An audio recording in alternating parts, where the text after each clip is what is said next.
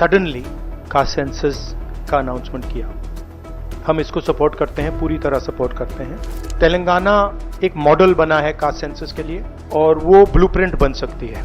Reservations नहीं, मगर हम सेंट्रल सवाल पूछ रहे हैं। गिनती होनी थी विकास की, बन गई गिनती जात की। नेता बोले समानता पर दिखी चाले सिर्फ जातिगत मात की। नमस्कार, आप देख रहे हैं नेक्स्ट जन ब्रॉडकास्ट। मैं हूं आपके साथ शुभम उपाध्याय। एक और आतंकवाद को लेकर दिल्ली में हाई लेवल सीसीएस की बैठक हुई, दूसरी ओर उसी बैठक के बाद सियासत की बंद गलियों में फुसफुसाहट शुरू हो गई जाति जनगणना की। पर पीएम मोदी ने क्या कहा? केंद्रीय मंत्री अश्विनी वैष्णव ने मीडिया के सामने दो टूक कह दिया, जाति जनगणना राष्ट्र को तोड़ सकती है। आपको बता दूं, जाति जनगणना का मतलब होता है देश की आबादी को उसकी जातियों के आधार पर गिनना और उसका आधिकारिक रिकॉर्ड तैयार करना। जाति जनगणना के पक्ष में कहा गया, बिना आंकड़ों के सामाजिक न्याय कैसे होगा? पर सवाल यह है कि क्या हर चीज को वोट और जाति से तौलना सही है? आज हर सरकारी नीति से पहले पूछा जाता है, इससे किस जाति को फायदा होगा, ना कि इस देश से क्या फायदा होगा या नहीं होगा। उधर कांग्रेस नेता उदित राज का तीखा जवाब आया, जब जातियां खत्म नहीं हुई तो आंकड़े से क्यों डर रही है सरकार? कुछ दिन पहले तक तो कहा जा रहा था कि जाति जनगणना देश को तोड़ेगी, ये जहर है, समाज को बांट देगी, देश के लिए खतरनाक है। लेकिन अब वही सरकार, वही मंत्री, वही संसद, वही विधायक के गलियारों में लोग जातियों की गिनती के लिए खुद खड़े हैं। जहां एक तरफ विपक्ष लगातार जाति जनगणना की मांग कर रहा था, गिनती हो ताकि हक मिले। कल तक कहते थे जाति जनगणना से देश बटेगा और आज कहते हैं यही जनगणना समाज को न्याय दिलाएगी। तो क्या देश की एकता अब डेटा एंट्री तय करेगी?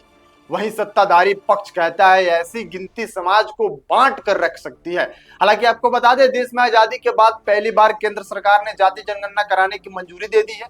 लेकिन सवाल ये नहीं है कि जाति जनगणना हो रही है, सवाल यह है कि क्या इसे ईमानदारी से किया जाएगा या राजनीति के कैलकुलेटर में झोंक दिया जाएगा। केंद्रीय मंत्री अश्विनी वैष्णव ने कहा, जाति जनगणना अब मुख्य जनगणना का हिस्सा होगी।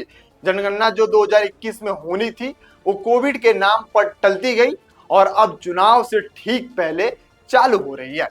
तो क्या ये सिर्फ एक डाटा प्रोजेक्ट है या फिर एक चुनावी टूल बन चुकी है?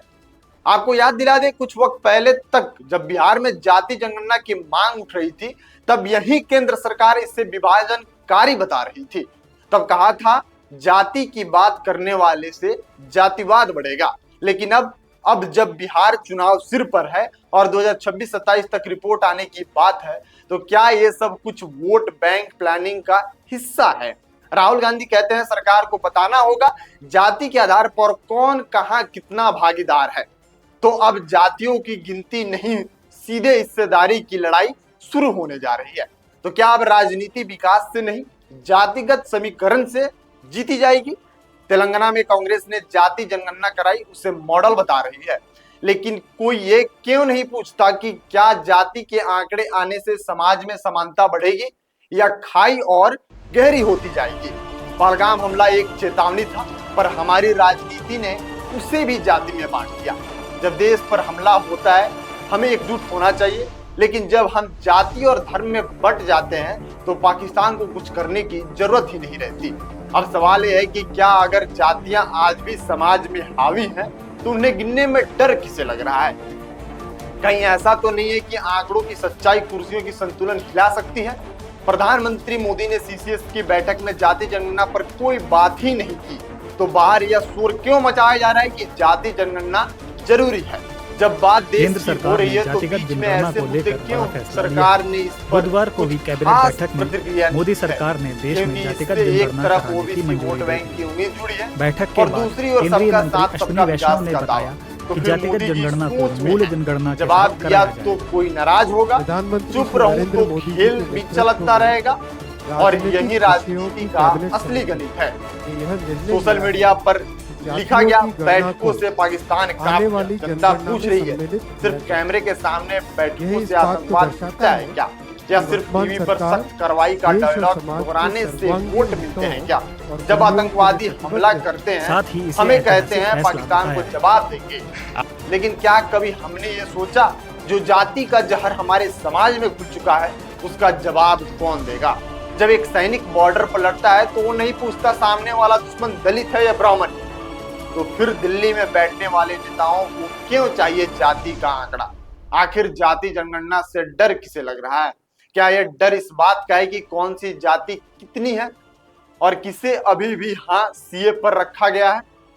ये खुलकर सामने आ जाएगा और तब फिर वोटों की राजनीति के नक्शे भी बदल सकते हैं, क्योंकि सच्चाई अगर सामने आए तो नारेबाजी नहीं चलेगी, जवाब देने पड़ेंगे।